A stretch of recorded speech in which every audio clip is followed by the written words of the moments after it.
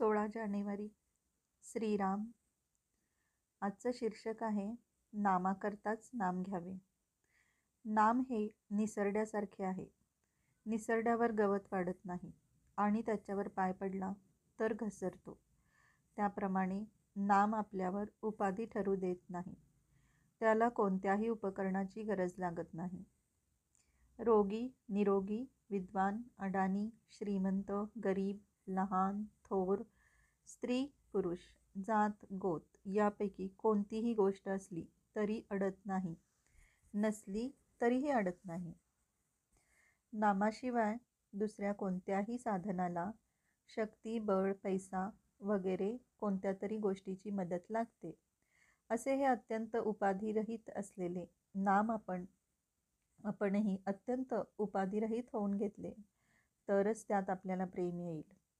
आपण उपाधिरहित होणे म्हणजे नाम हे केवळ नामाकरिताच, स्वतःच्या कल्याणाकरिताच घेणे, जगातल्या दुसऱ्या कशाही करिता न घेणे.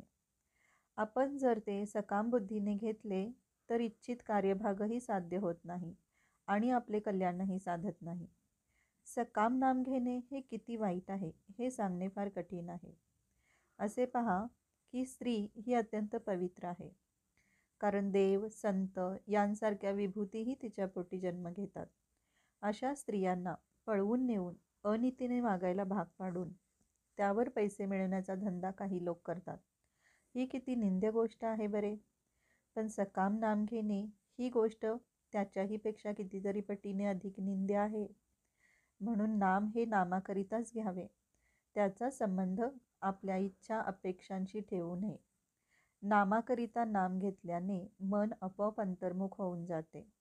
नामाच्या सहाय्याने मन अंतर्मुख केल्यावर आनंद सापडतो. आपल्या हृदयातच तो सापडतो. आपण 3 गोष्टींकडे कटाक्षाने लक्ष द्यावे.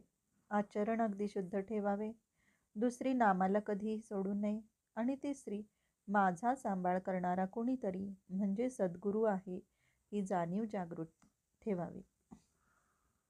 प्रत्येक माणसाला कशाची तरी विशेष आवड असते.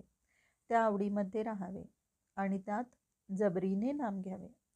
आत्मज्ञान व्हावे म्हणून त्याच्या मागे लागले तर ते लवकर होत नाही. भगवंताकडे लक्ष लागले म्हणजे ते आपोआप होते. भगवंताचे नाम घेणे हे ज्ञान होण्याचेच लक्षण आहे. उत्तम वस्तू नेहमी थोडीच असते. श्रीखंडामध्ये चक्का आणि साखर कितीतरी असते, पण केशर किती थोडे घालावे लागते. तसे भगवंताच्या नामाचे आहे. रोज थोडे पण अगदी मनापासून आणि मोबदल्याची अपेक्षा न करता नाम घ्यावे. ते फार काम करील.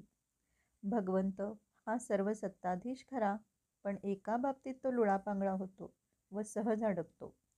भुंगा जसा लाकूड पोखरतो पण कमळात अडकतो, तीच स्थिती नामाच्या बाबतीत भगवंताची होते.